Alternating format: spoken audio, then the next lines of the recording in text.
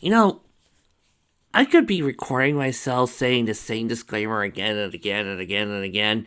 You guys would never know if I did or just recording something brand new every time. But I choose to actually try to come up with something brand new. I hope you people appreciate it when I tell you that you are the ones choosing to watch the riff instead of watching me read a fic. You could have chosen any number of stories, but yet you heavily focused on it. Of course, the best part is I've noticed that the view counts for this particular riff are not as high as when I normally riff things. So I think people are finally starting to get the message that there are other stories on here besides me riffing, and that when I'm not riffing, I'm actually pretty happy. And once they realize that making fun of a guy doing a riff and riffing on a guy doing a riff is not exactly pleasurable when he points out that you're being an idiot, it's not exactly a good waste of your time. Hell, I bet some people are too busy also watching people make gunpla. For the rest of you, though, here's the next chapter. Let's see. Italic quotes will show that Link and Mercury are in the water. No, wait. You can't do that. I'm too used to people using italics for thinking. No! Also, the Water Temple's exact plot is so short. Mikey, I've seen people lose their freaking minds on the Water Temple. The only reason why I didn't go crazy at the Water Temple was because I had a strategy guide. Luckily, if I didn't have a strategy guide, I don't think I would be so stupid as to sit there for hours on end trying to take out a clam with my hook shot when I know I should be doing something else, rather than just trying to let that clam, which is an easy opponent to the story, kill me. In other words, I'm a good gamer. I like Game Grumps, who suck at gaming. And that's 7. You know, if people didn't know better, they could have sworn that you don't like Game Grumps. I know, Trix, I know. But the truth is, I despise them. Nobody at the resort knew what was going on, and that was the way the team wanted to stay. Link told the rest of the team to keep everyone else preoccupied that day to keep them from realizing what was going on. Yes, people, you missed out on a beach episode. My apologies. But really, since this was a beach episode done by Mike, and you know everybody was wearing chaste bathing suits. And there's a fanfic on MediaMire.org called Outlaw Star, the Ryoken Sword. Oh, maybe I should check that out. With everybody around the resort and the guards closing off the way to the lake as they access the water's low level, Link and Ami would never be able to get close enough to the water temple, not in broad daylight. So it was decided they would go at midnight, when everyone, including the guards, were asleep without care. In the meantime, Link decided to train Mercury with one special item that day before they entered the temple. The iron boots. Both Link's boots and Amy's cinder boots could be equipped with heavy beads of iron on the foot portions. But the boots were heavy. Ellipses, really heavy. Yes, folks, you need training for boots. Link sent them up to walking through the small forest along the path of the boots. This way, Mercury could get used to their intense weight and even help her in normal battle status. I don't know how, those iron boots are only meant for lowering and raising. As of the dinner hour, Amy put up a really huge struggle with the boots, but by now she was well ready for her upcoming trials. Langdon gave them all a final briefing before bed. At midnight, he and Amy would meet at the lake and be ready to enter the temple. They would have roughly 6 hours to get the job done without anyone noticing where they were and what was happening. He also went over what the water temple was like. Well, judging from what most people who played that level have said, hell. Oh, no. It's not just tunnels and chambers of deep water, yada, yada, yada. It's hell. It's hell on roids. It's what hell would be like if they had a pool. That is what the water temple is. Beware the water temple, people. If you can find a way to speed run through that water temple, be my guest. It's hell. It's hell on water. It's hell with ice. It's pretty bad if you ask me. Link told him he had another color tunic that would help him breathe underwater, and that Mercury's sailor suit would help her do the same. Everyone thought it was cool that Amy could get to breathe and talk under the water.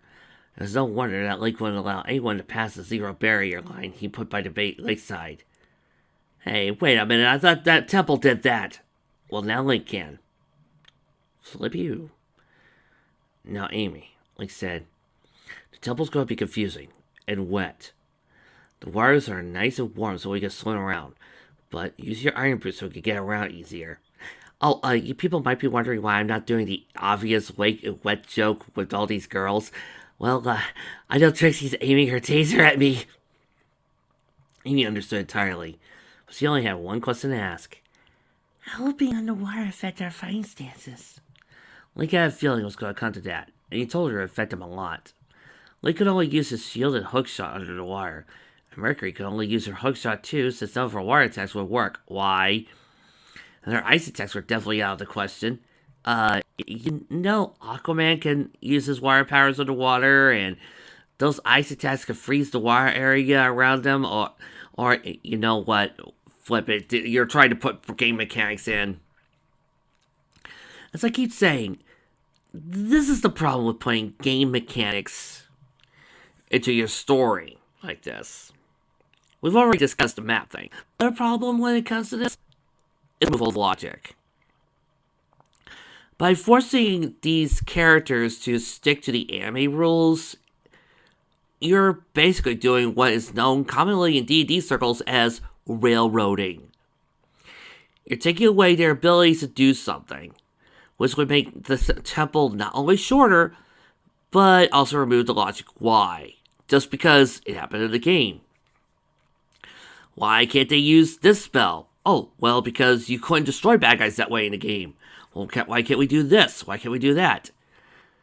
It'd be like if you looked at somebody who wanted to try to destroy the big bad in one shot before he finished his monologue when he first appears at a D&D session, and the DM says, no, that doesn't work.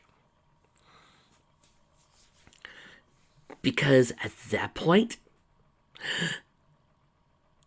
you're removing all logic and taking this thing away, and you're taking away choice from the characters. All because you gotta make it match the game. When it doesn't work, life's not a game. By midnight, ellipses, it was time. Amy met Link by the lakeside, where the guards had gone all day. Ready? Link asked. Amy nodded. Let's do this, she said. They both hopped over the tape and checked to see if no one was around. They were far enough from the motel, and nobody seemed to be out for a midnight stroll. They nodded to each other and saw it safe. Mercury star power. Save the water. Amy changed to Super Sailor Mercury. Okay, look. The problem with trying to use star power, that's not even how she goes into super mode. But, you know what? You don't watch the anime, so why should I bother? Activate! Activate! Link changed it to his true form. Then he cried out, Water State! LCs, activate! His tunic and stocking cap changed to a beautiful blue. Gee, LCs, that color looks nice on you, Master, Mercury complimented. Link winked there. Thanks, he said.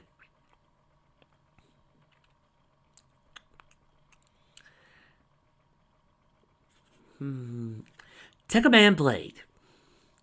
They began to walk down towards the rocks and into the water. Finally, they were in the water, and Mercury never felt so free in her life. Link was right. She was able to breathe underwater and talk. Link also told her to activate the iron boots. 2 claps to turn them on, and another 2 to stop them. And 3 gets ourselves out of this figure into a better one. There's no place like home. There's no place like Fallen Equestria. There's no place like Fallen Equestria. Huh? What happened? Oh, Elizabeth, you had a horrible nightmare. But it wasn't a dream, Velvet. You, and you were all there. There's gotta be a way to get it up. The gate that they encountered. The entrance to the temple was blocked by a gate. There's gotta be a way to get it up. A lot of innuendos I could be making right now. She turned on her VR visor, which did work good on the wire, and found a key square. There, Elysies. The blue crystal above the gate, she said. Link nodded, fired his hookshot, which destroyed the blue crystal above the gate. The gate began to slide up. Mercury was amazed. I guess the VR visor will come handy on this trip, she said.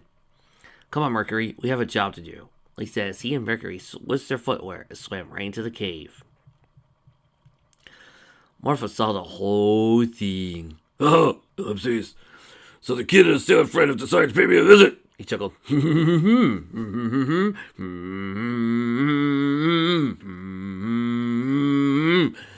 Here I was wondering how to get to Team Triforce shows from. They bring them here, wouldn't they? Morpha turned to face a really dark corner of his room.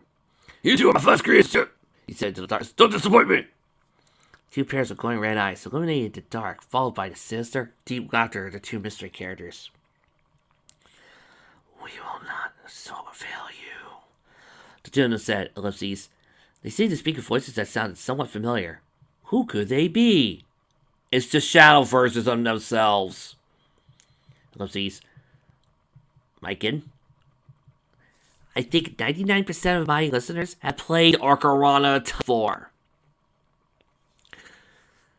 And if not, they've seen a walkthrough of it, or a let's play, or have heard somebody play Ocarina Time before, or seen fan art of Link in his shadow self. Don't look at fan art of Link in his shadow form. They have done this. Either that or they're fans of Game Grumps. To which I say, you guys could go and watch a real game player handle Ocarina Time. A kind of ellipses. Mystical Japanese music filled through the air as Link and Mercury stepped out a small pool to keep into the underwater. And was 8? Needed to catch up? Yeah. Mercury gazed around the temple's odd construction. Tower in the middle of the room. Walls on all sides and below water had tunnels, and more tunnels, and more tunnels, and more tunnels!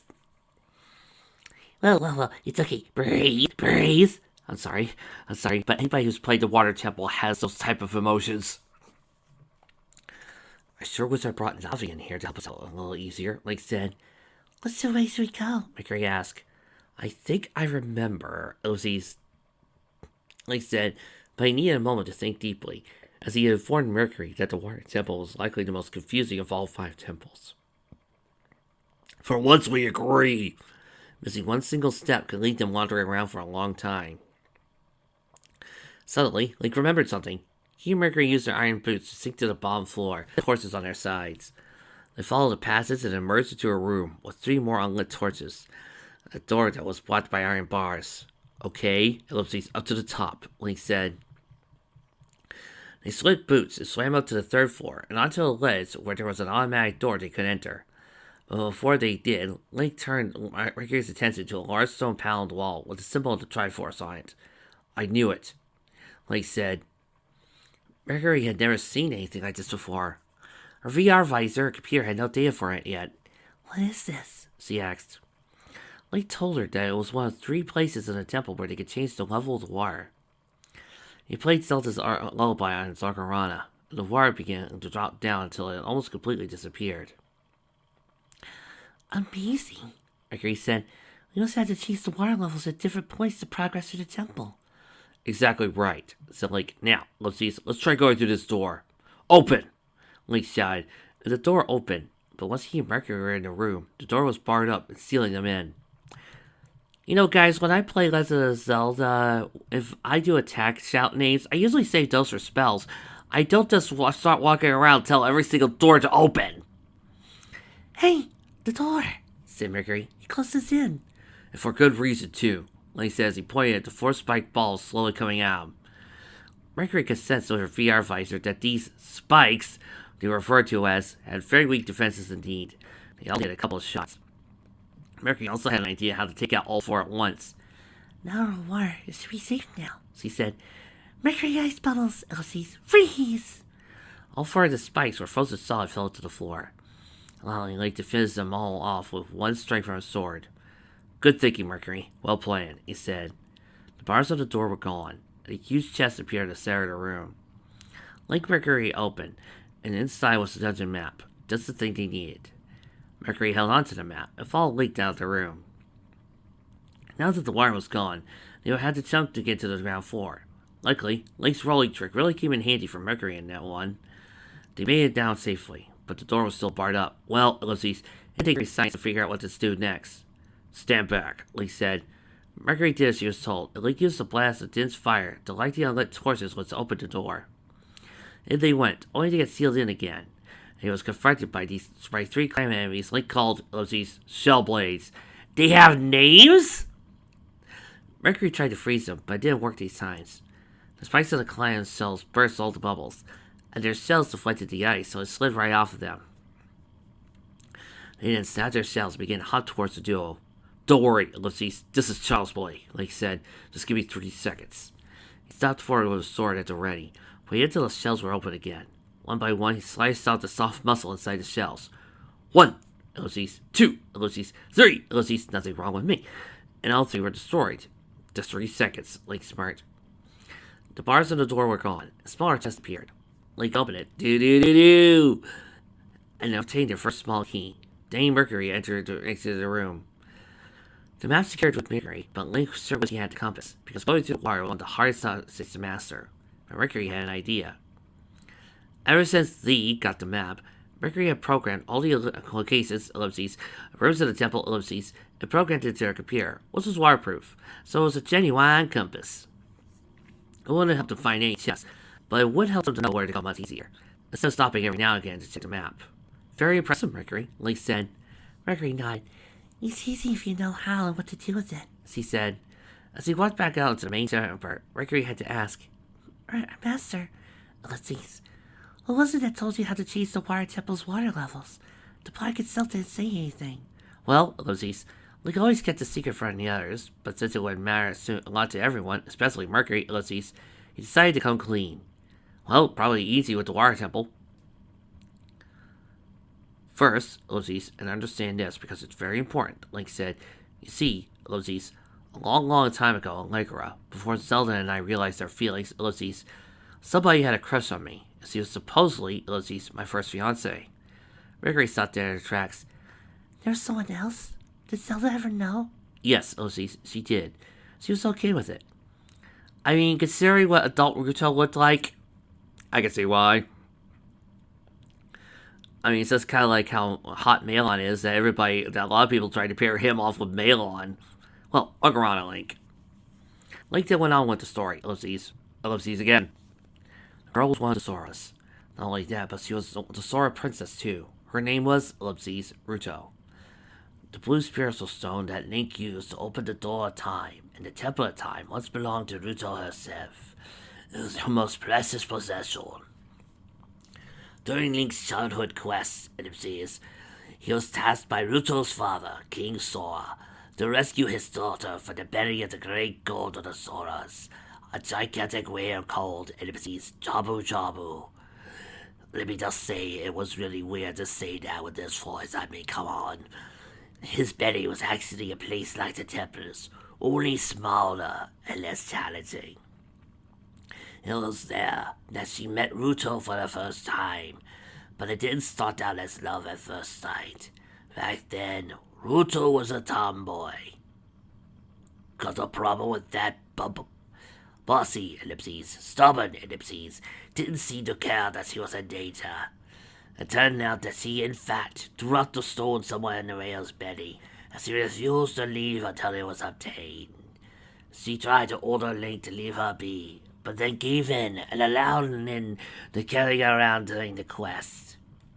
In the end, they had found the spiritual stone, and after the whale's body was saved from more evil creatures, that's where it all began. Ruto was very grateful that Link saved her, and helped her retrieve her mother's stone.